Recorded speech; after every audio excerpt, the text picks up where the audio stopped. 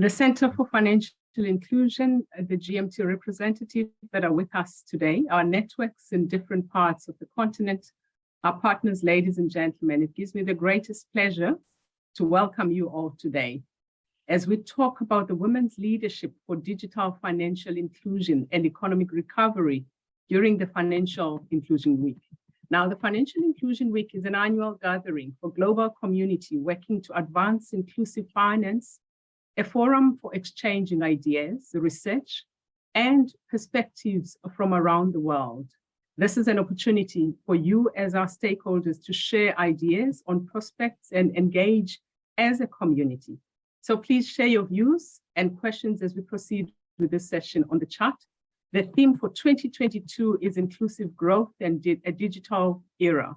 For years, financial products and services have been moving to digital, and the pandemic further accelerated the trend towards digitalization.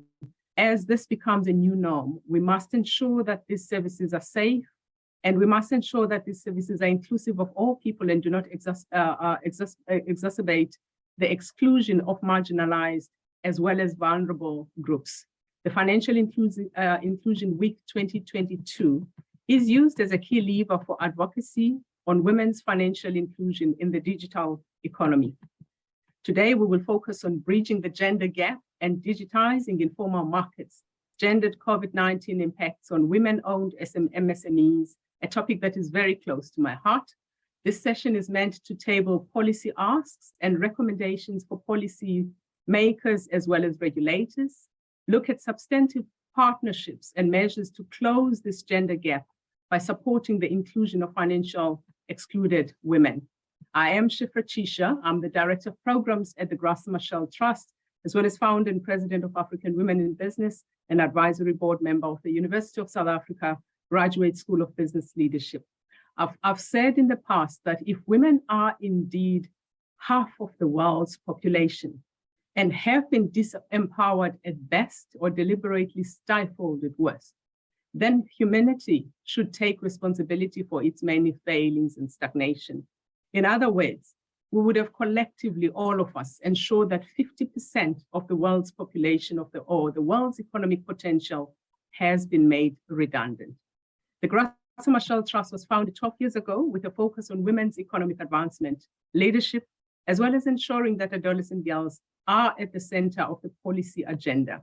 Our mission is to multiply and amplify women's voices, influence governance, and promote leadership in the economic and social development of Africa. We have achieved a collective impact through women's networks in business as well as finance in 17 countries.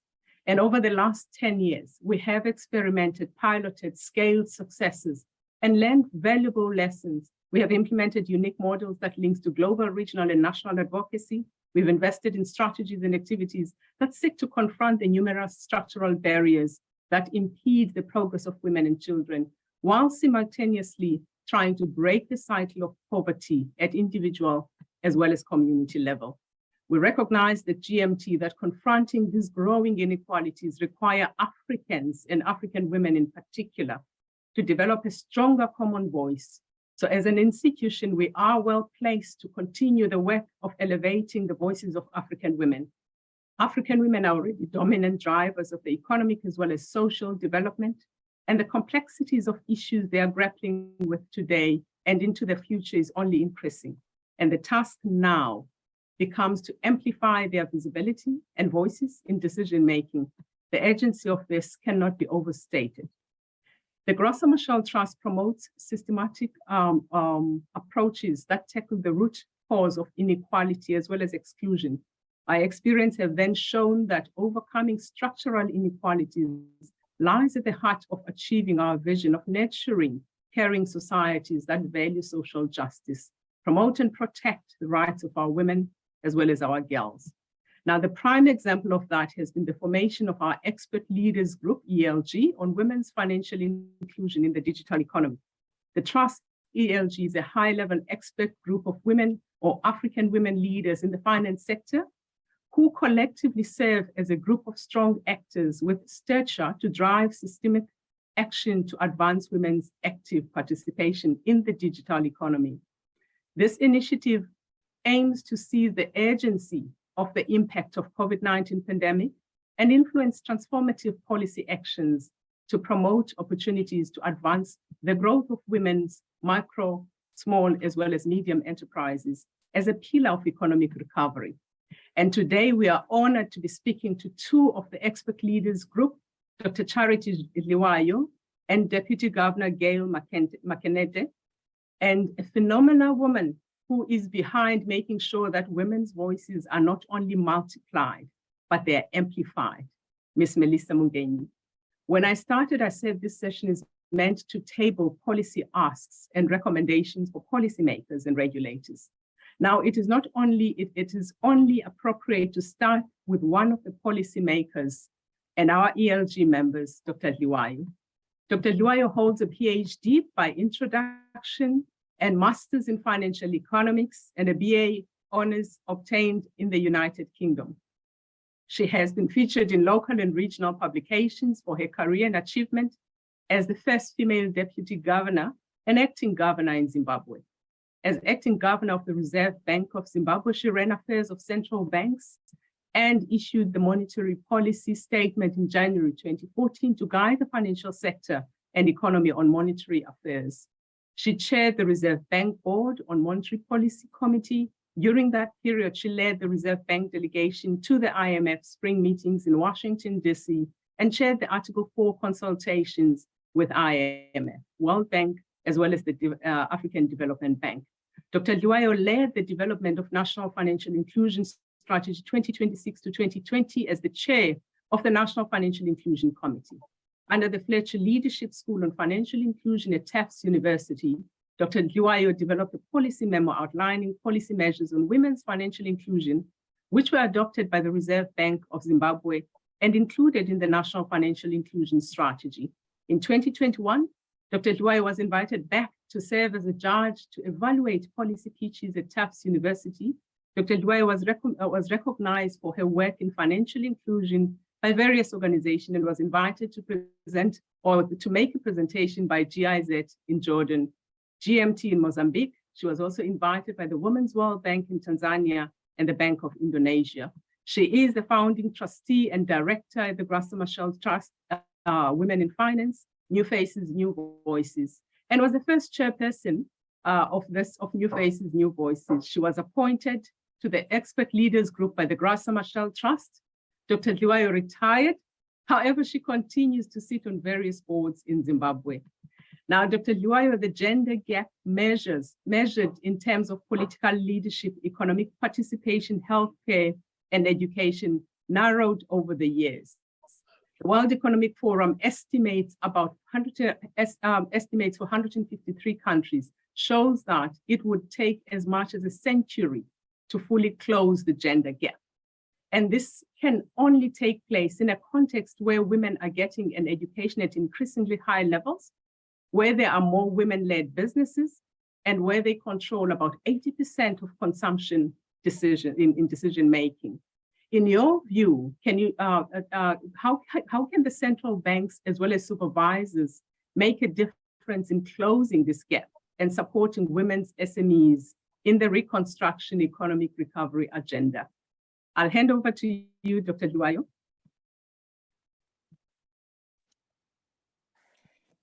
Thank you very much, moderator. I am quite pleased this morning to be here and to speak on this session. I will focus my remarks this morning on Zimbabwe, the Reserve Bank of Zimbabwe, and I'm sure what I will say will apply to many central banks and may be useful to other central banks. But just to give one or two statistics for Zimbabwe, women account for 52% of the population according to 2022 census.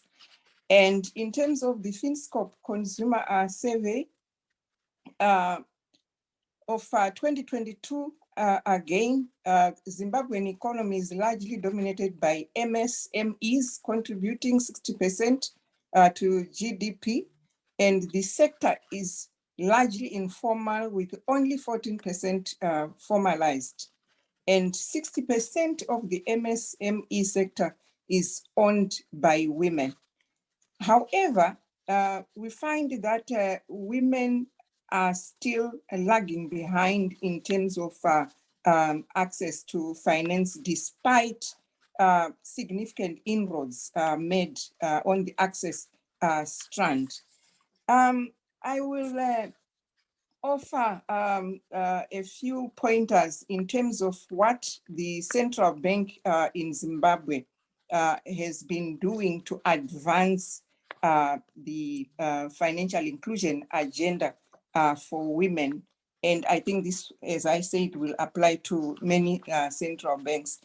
Well, the central bank in the first instance is at the apex of the financial sector. And normally it is the supervisor, and it has a big opportunity to champion financial inclusion of women. The central bank in Zimbabwe championed the National Financial Inclusion Strategy. I think this is a tool that it can use to advance women's financial inclusion. In that financial inclusion strategy, there is a specific chapter on women, and this is very, very useful. One of the important issues is to have specific policies on women. For example, in Zimbabwe, the financial inclusion strategy encourages banks to have women's desks and SME desks in their banking halls to target women.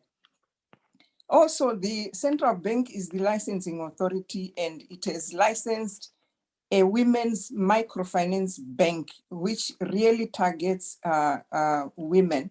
And this has been found to be very useful. As you are aware, sometimes women are intimidated in terms of visiting banking halls.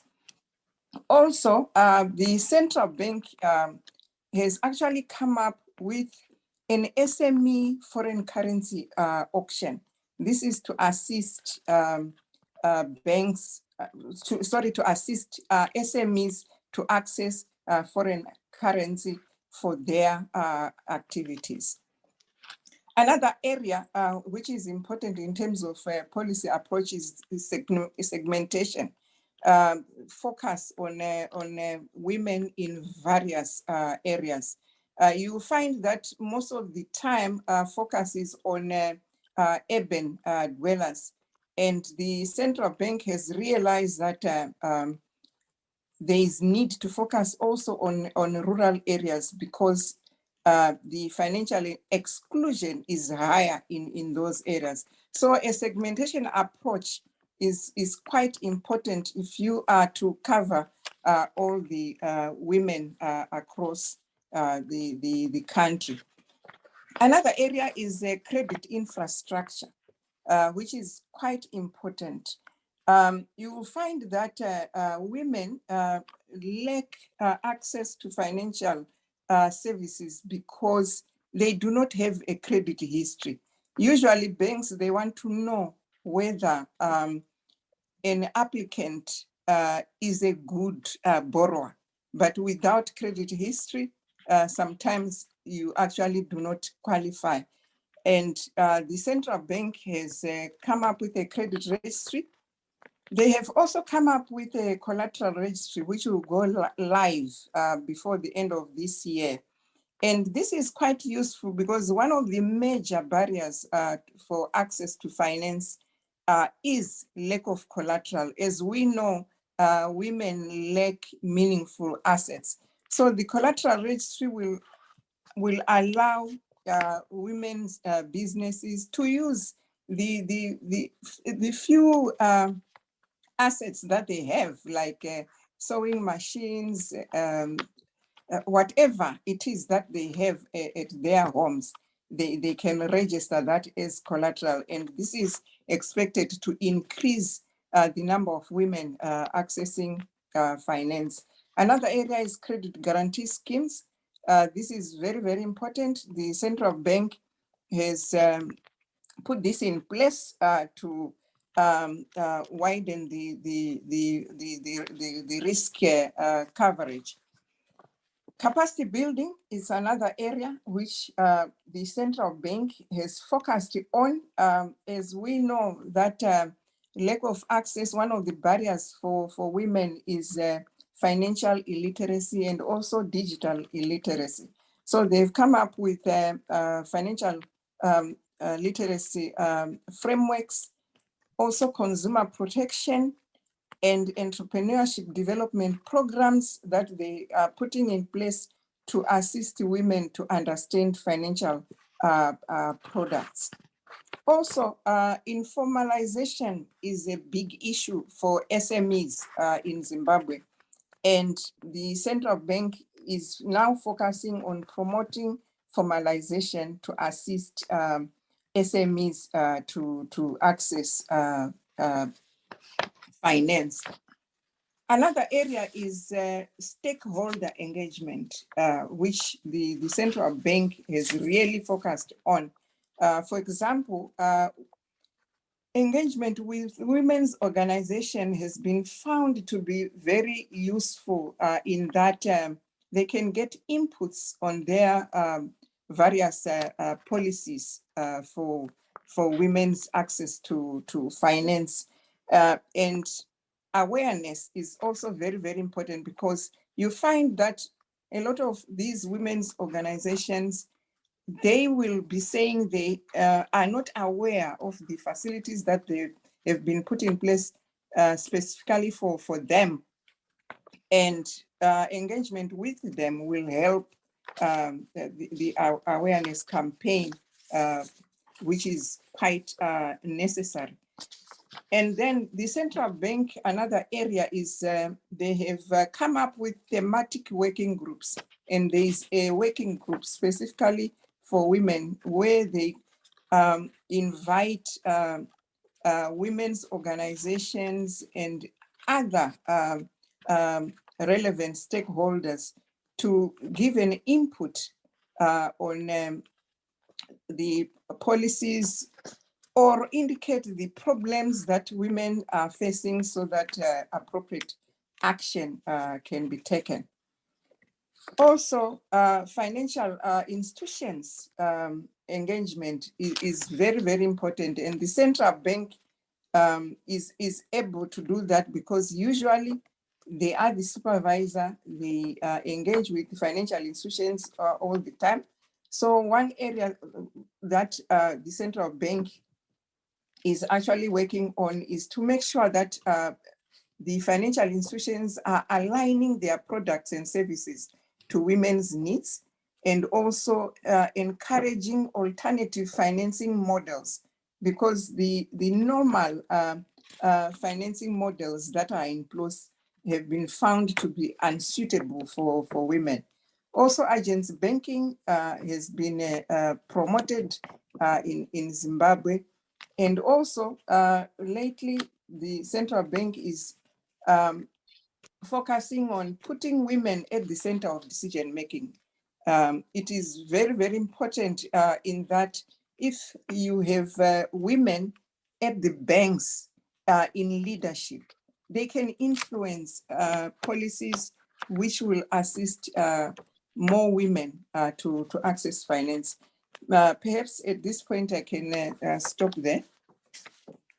Thank you very much. Thanks, Dr. Liwayo. I think these are key things that really will drive this transformation that we are looking for. As you've mentioned, the collateral history, I think that's one of the key things that women in business in particular it has been a major stumbling block. Credit guarantee schemes that have been presented in Zimbabwe, as well as also formalizing those small businesses. We know the informal sector actually drives the economy. So formalizing those businesses really is key, and those thematic working groups and stakeholder engagements. So we'll talk to this as we proceed. I think thank you very much for that. And we'll move on to DG Gail Makenete. And now, thank you very much. DG Gail Makenete holds a Bachelor of Commerce degree and is a chartered accountant. She serves as a trainee auditor in a private firm of accountants of Chartered Accountants and later moved to government service, where she served as a senior accountant for 4 years. Her real home was the Central Bank of Lesotho, where she moved from the entry-level professional to senior professional and to head up the division as head of department. She finally served as the bank's deputy governor for 10 years, from January 2012 to December 2021. And as deputy governor, she was nominated to participate in the Alliance for Financial Inclusion meetings. She later became the member of the first FAFI Gender and Finance Committee, where she served for 2 terms. She is a proud Rotarian over 28 years. That's how we saw that it was you, DG, and has served her club as the president and has recently been appointed as assistant governor for District 9370 for the year 2022 and 2023. Something that you did not know about her was that she is also currently a pig farmer, owning a piggery and serving the community and doing good in the world are the things that are close to her heart and things that she cherishes most. Now, Dr. Makenete, globally, there is an estimated 287 billion funding gap for women-owned small businesses and entrepreneurs. World Bank reported about 1.2 billion more people that have people had bank accounts in 2011. However, there is still a 9% gap between women and men and access for men. And in sub-Saharan Africa, only 37% of women have bank accounts compared to 48% of men. The figures are worse in North Africa, which is 18% gap, which is the largest in the world, and access to finance for female entrepreneurs still being a challenge in West Africa. Now, we want to focus on digital financial services that are combined with affordable technology that have expanded opportunities for millions of women worldwide, and financial inclusion sub-Saharan are almost doubled from 23 to 43%. Even though there has been an improvement, we still have few challenges. Now, looking at access to digital financial services for women, are women beneficiaries of these digital financial services? And are they currently financial? I think what Dr. Hiwayo mentioned, which is very key in Zimbabwe, was also looking at capacitating women so that they can access this. Are they financially literate to access these services? I'll hand over to you, Dr. DG. Thank you, Shifra. After Dr. Charity, I think it's easy to say Dr. Gail or Dr. Yes. So it's only DG Gail, not Doctor. Thanks, Shifra, and thank you very much to the organizers of the Financial Inclusion Week for inviting us to be here today. I'm very happy. It's a great honor for me to be speaking on behalf of the GMT's ELG, as you introduced us. So also very happy to join Dr. Charity on this session.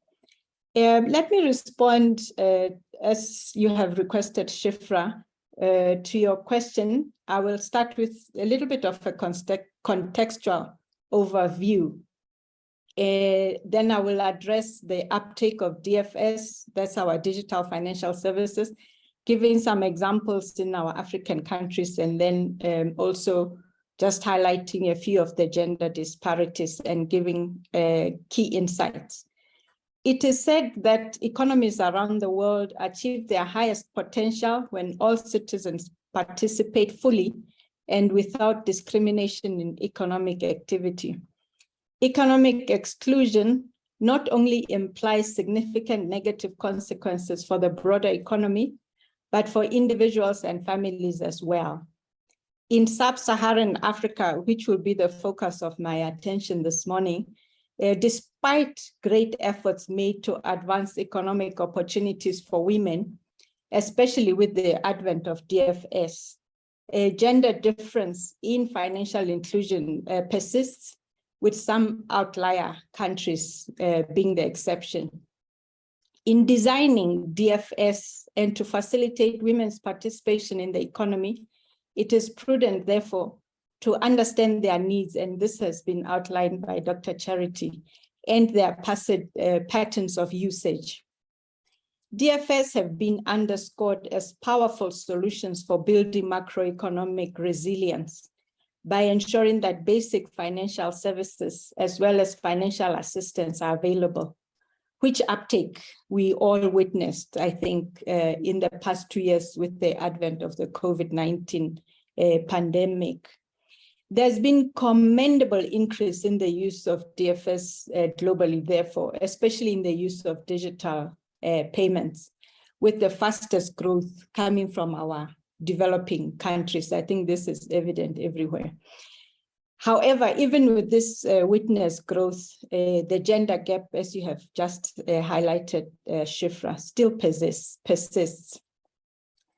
To access our DFS, we know that we need to own a mobile phone or a laptop or smartphone, whatever we call it. In terms of mobile phone access, in sub-Saharan Africa, we are told that 58% of women, as opposed to 71% men, own a mobile phone, therefore exacerbating that gender gap to about 13%. Women and youth in developing countries remain unserved or underserved by formal financial services. The rise in DFS, including the use of mobile money, provides a promise to accelerate financial and economic inclusion to these population segments. And this we saw in Mr. Chamboko, or let me say Chamboko's 2022 article on the role of gender and age in the use of digital financial services from Zimbabwe. With reference to the Global Findex 2017 and 2021, and Lesotho's 2021 FinScope service, DG Charity also mentioned these, we see that the financial inclusion gap in sub-Saharan Africa is on average around 11 or so percent. Nigeria is stated to be around 9%, and then a little bit lower in Mauritius at 6%. And then in terms of who is accessing which services, which is really the gist of our discussion, we find the following statistics. I will just highlight a few from a number of our countries in the sub-Saharan Africa. Just over 25% of females in Zimbabwe, 30% in Nigeria, under 10% in Uganda, over 20% in Zambia, while a little bit higher in Lesotho at 38% are banked. These figures are all lower than those of their male counterparts in each of those regions, in each of those countries. However, in terms of informal access to financial services, we find that it's about equal access to both men and women in Zimbabwe at just under 40%. I hope the figures reconcile with those of DG. And Nigeria slightly higher for women at over 30%, while for both Uganda and Zambia, a larger percentage of women use informal financial services than men by far. So in those two countries, women are greater users of the informal financial services.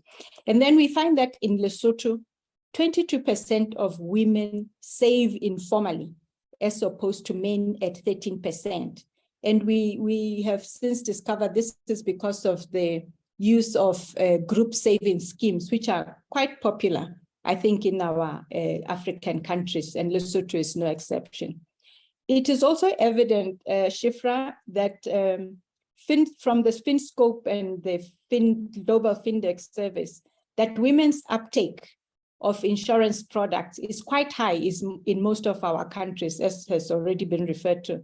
And Lesotho in particular, we are looking at 62% of women who take up insurance, higher than men at 52%. But we also noted that women mainly go into funeral insurance, which is something that we want to move them away from, or at least to take up other insurance as opposed to just featuring in funeral insurance. And then in terms of remittances as well, we have seen an increase in payment system transmissions, which have assisted in the remittances that are quite large in our regions, where we see that 75% of women in Lesotho use remittances. So while cost of remittances are still a cause for concern, this means of transmission is quite popular for our women, they being the dominant MSMEs and the dominant informal traders.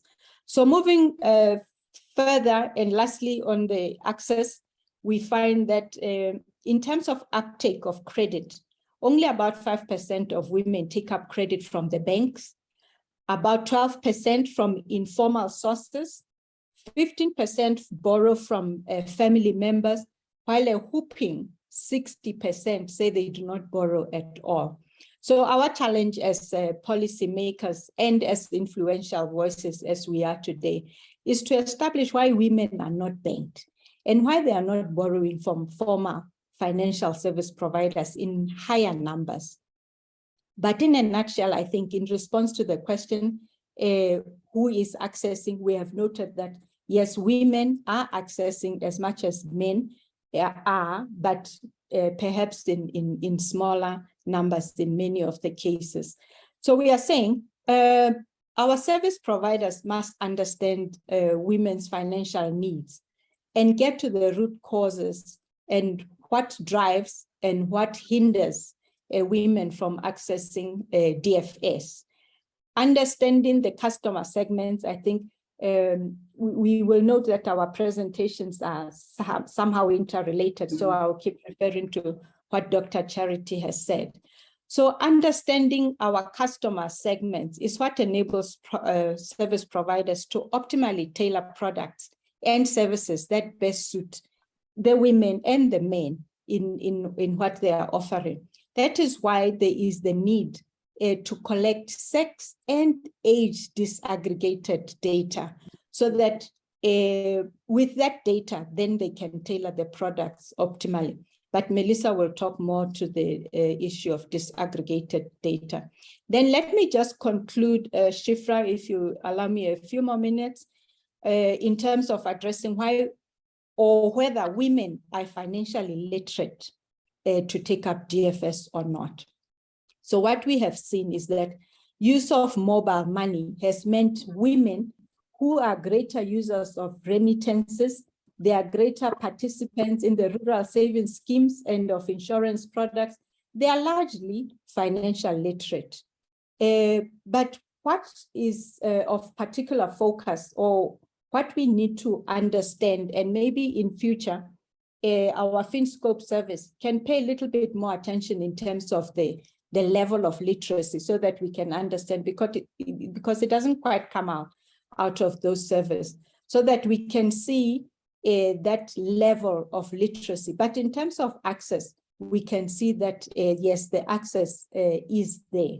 So we have noted that there are some demand side constraints which relate to a misunderstanding of the products and the services by the DFS, especially the former DFS providers. And then others include mistrust, meaning that in most cases, there's lack of understanding of the products that are being offered. So we need to address those kind of issues. And then on the supply side, it's also about women-based innovative products, so that those are directly related to women. And then let me just conclude with some few issues a little bit related to what DG Charity also talked to in terms of how we can then address some of these deficiencies that we are noting.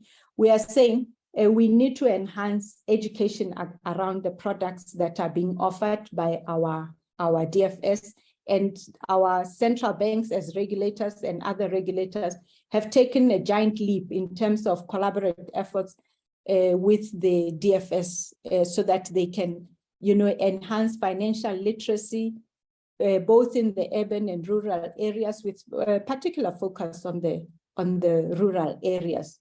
We have seen financial literacy education taken into the schools.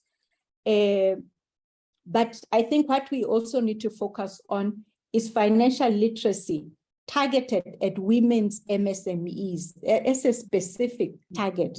We need to look at those women-led MSMEs and make sure that they are formed, into organized groups so that we know where they are and we can reach them with the training. So we need to convert our current financial literacy education into fintech education so that it makes more sense for them to take up DFS. So along with these developments, there's consumer protection legislation. It has also been mentioned by the DG so that we ensure responsible borrowing and lending. And then regulators, I think that's the last point now, they also have to ensure that the payment systems are safe and sound, which will at least give some credibility to those systems.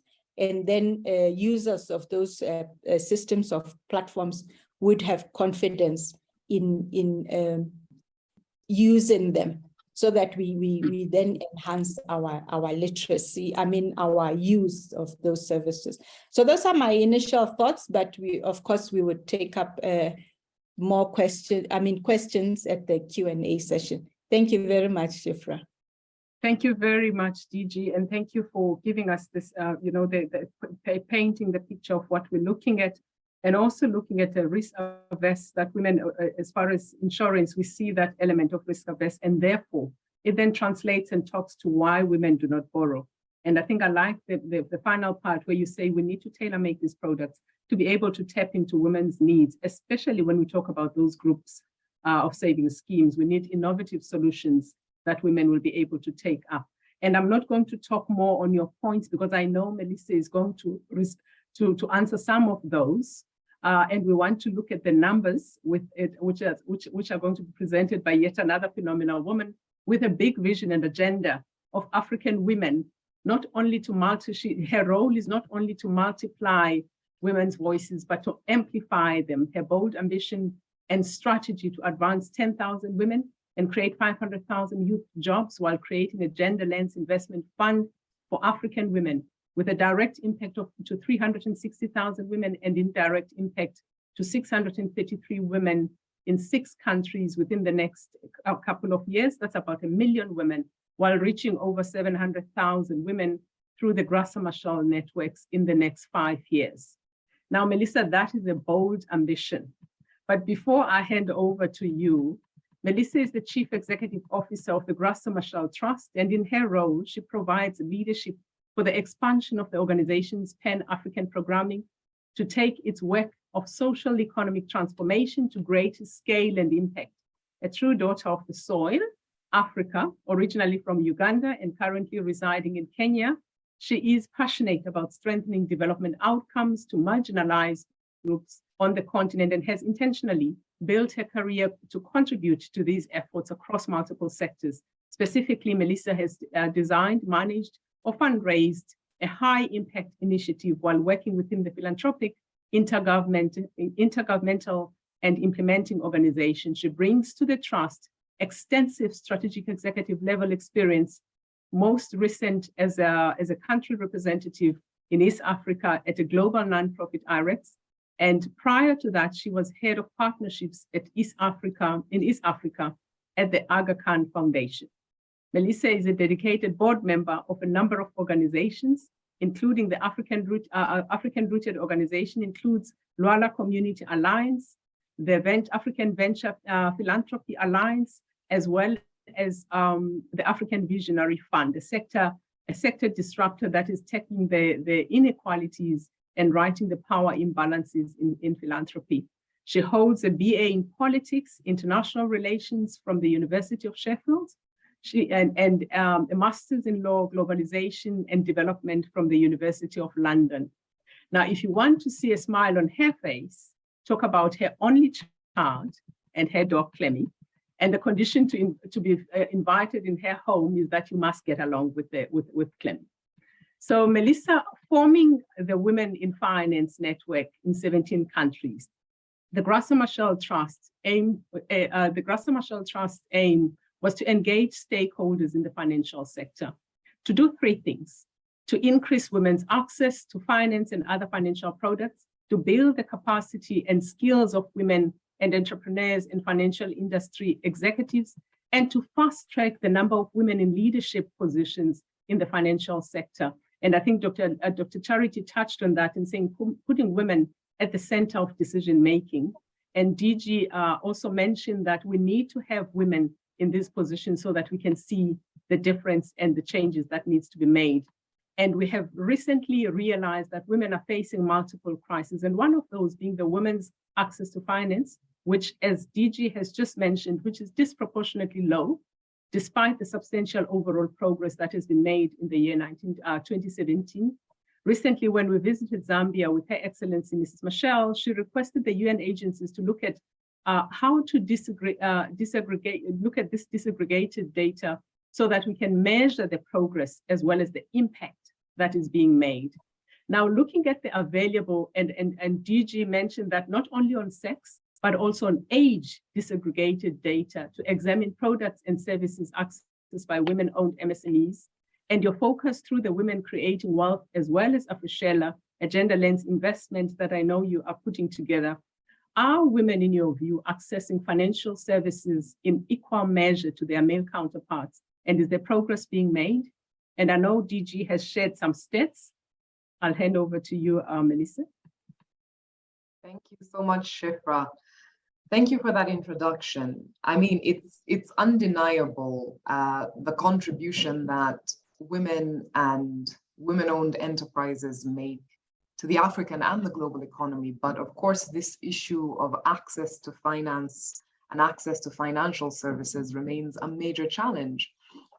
And while we know that there are various factors that contribute to women's financial exclusion, I'll focus on the importance of disaggregated data, for now sex disaggregated data, and how that has the potential of bringing us closer to achieving greater inclusive financial services for women. So why is sex disaggregated data important to start? In my view, it helps us ground the inclusion issue in hard evidence, and it helps us to go beyond the anecdotal. And this grounding then becomes the basis for change, for advocacy, for doing better, for holding each other to account. 5 years ago, an estimated $1.7 trillion finance gap continued to exist for women-owned enterprises in emerging economies. $1.7 trillion. That's a piece of sex disaggregated data that paints a startling reality for all of us and can really help us mobilize into action, regardless of where our vantage point is, whether we're sitting on the regulator's side, on the private sector side, on the civil society side. So gender data collection and analysis, it has this potential to help us narrow gaps in financial inclusion and enable key players in our financial inclusion ecosystem to better serve women. It tells us who is excluded. It tells us which financial projects are being used, by whom, and therefore how these products need to be adapted or where we need to innovate around new products. It tells us more on how women's financial inclusion differs from men's and helps us identify the various features of that and give color to the conversation. And it tells us the impacts that financial inclusion interventions have on development. Disaggregated data on both the supply and demand sides is of course crucial to ensuring that gender is not just incorporated, but centered in our policy and regulatory making processes. And this type of data enables policymakers to better understand women's financial needs and behaviors, to inform evidence-based solutions and increase women's access to financial services. On the banking side, it can tell us what kind of channels women are typically using to access finance and from which type of financial institutions. And if I was a bank or working within a financial institution, I would definitely want that data. I would want that data because it could help me better understand the size of my market and help me determine if a growth opportunity exists with potential women clients. So I guess the next question is, how are we doing on collecting sex disaggregated data, and how can we do better? And I'm going to reference the work of the Alliance for Financial Inclusion. This is a member-owned network on financial inclusion policy and regulation. And its members are drawn from central banks and other financial regulatory institutions from across 75 developing countries. And according to AFI, financial institutions are at varying stages of development in terms of collecting sex disaggregated data. About a third of AFI members are collecting data to identify and highlight barriers to women's financial inclusion, including on policy, awareness, understanding of available financial services, social norms, etc. And among those members that are at the forefront of developing or investing in sex disaggregated data is Ghana.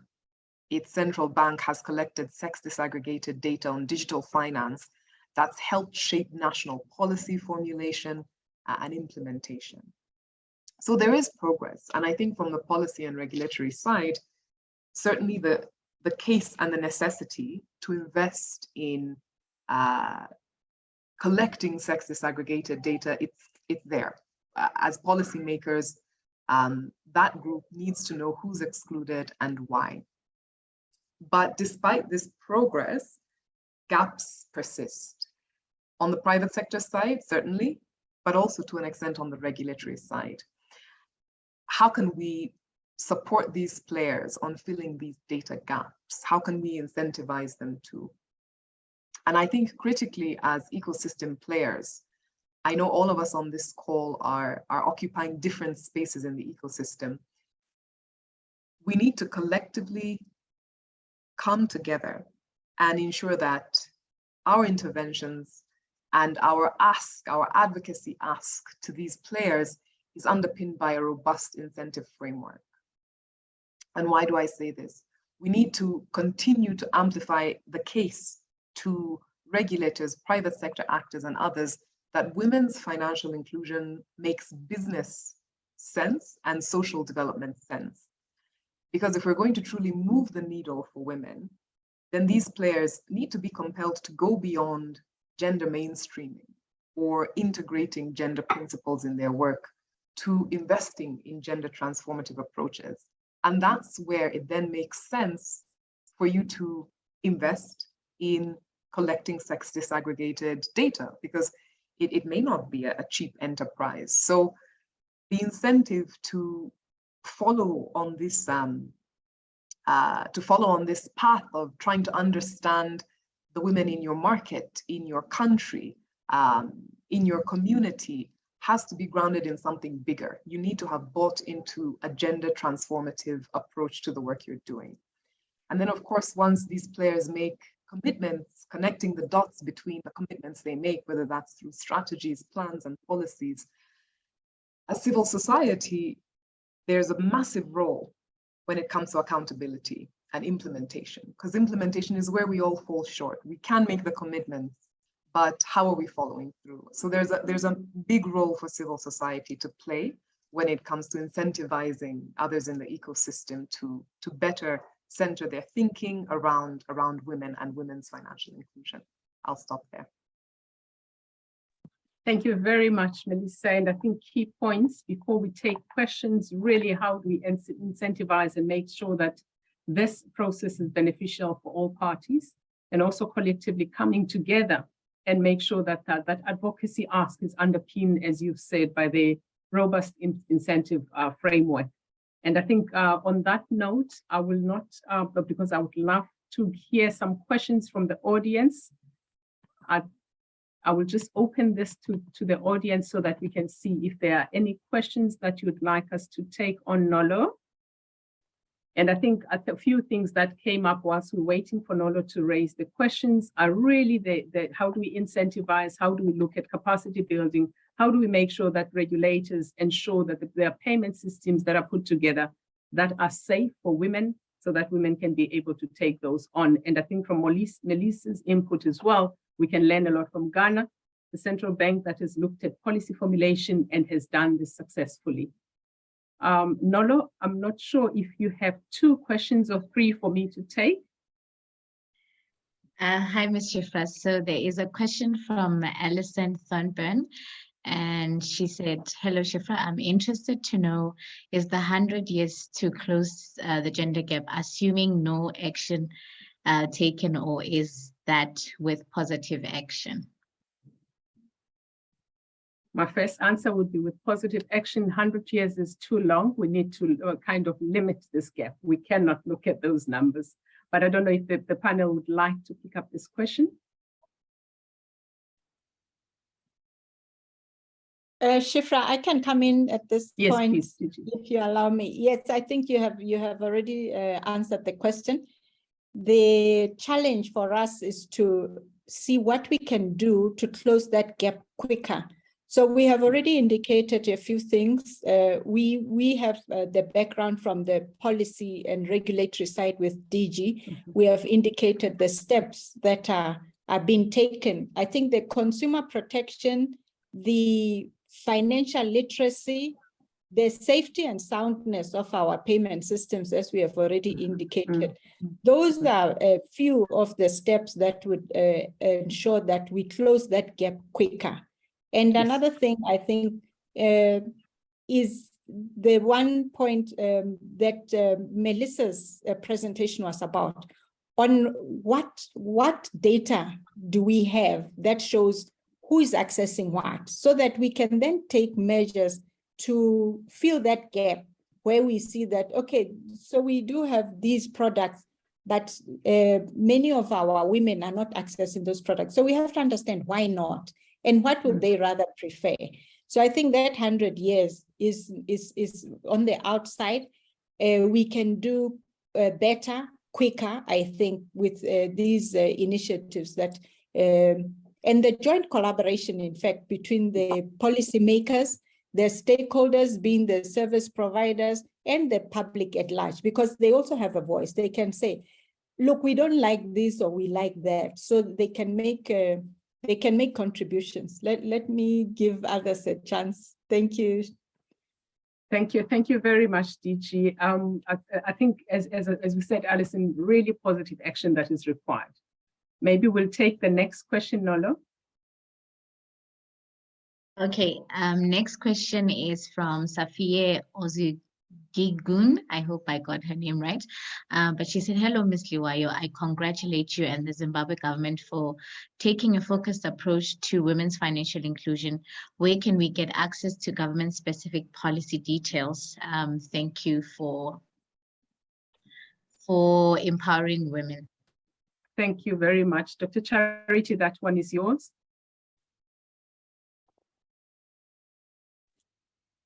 I think I need to understand the question a bit more. No, just repeat that. I think it's more on how can they get access to information for the relevant and also the information that you were sharing. Yes, so she wanted to know where can they get access to government-specific policy details.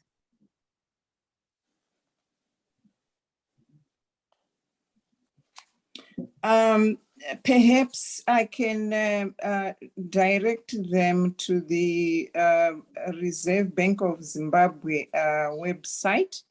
That's where they would find the National Financial Inclusion Strategy. I think that one spells out all the measures that I have been talking about in more detail. Thank you very much. Thanks, Dr. Charity. Nolo, we'll take the very last one.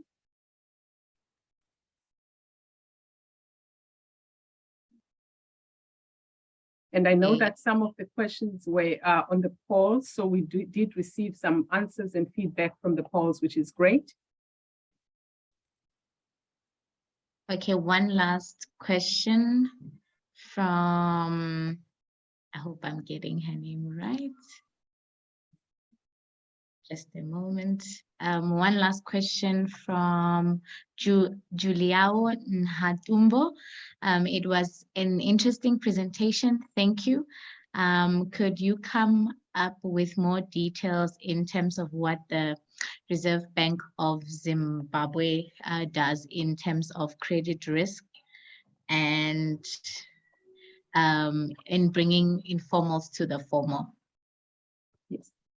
Thank you very much. I think Dr. Charity touched on that when she mentioned, Dr. Charity, you mentioned collateral history and also the major barriers and what Zimbabwe is doing, and also the credit guarantees. Do you want to add maybe something on that, as well as formalization, where you're formalizing these businesses?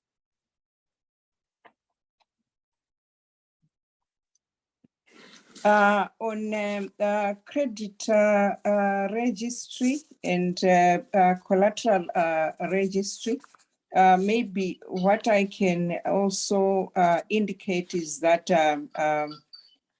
the collateral registry is not yet live, will go live, is expected to go live before the end of the year. But this one is to share the risk that the banks are taking, because as we can see, the reason why most women are not accessing finance is because they do not have the type of collateral that the banks require, which usually fixed assets like houses and so forth. So in terms of sharing the risk, the women will be able, under the collateral registry, to register whatever assets that they have at the registry, at the central bank. And that way, the banks will be able to take comfort in lending to... Knowing that, yeah. Knowing that there is some assets which are registered as collateral at the central bank. Thank you so much. Thank you, Dr. Liwayo. I think on that note, due to time, I would have loved my panel to wrap up, but I think there are key things, 3 key things that have been mentioned: segmentation approach from Dr. Liwayo to reach the rural women, and also looking at how to capacitate. And also Dr. Gale said we need to, DG Gale said we need innovative solutions. When I think you will be Dr. soon, DG Gale. We need innovative solutions. Regulators need to ensure that payment systems are safe and understood. And Melissa said collectively come together. Advocacy asks must underpin robust incentive framework so that all parties can willingly be able to do this. And on that note, I think we will end there. And please share your questions. We will look at the questions, and I'd really like to extend my gratitude and my thanks to the panelists and for the amazing work that you have done, and the team behind the scenes that have helped to put this together, the advocacy team. Thank you very much, and our listeners as well as our guests. Thank you very much, and I think we will leave it at that. Thank you very much. Thank you, Shifra. Thank you to the panelists. Thank you. Thank you. Thank you, DG. Thanks, Melissa. Thank you, Shifra, and thank you, Melissa. Thank you, DG Gale, and the panel, and all the guests who are on the call. Thank you so much. And Lauren, thank you for assisting and facilitating.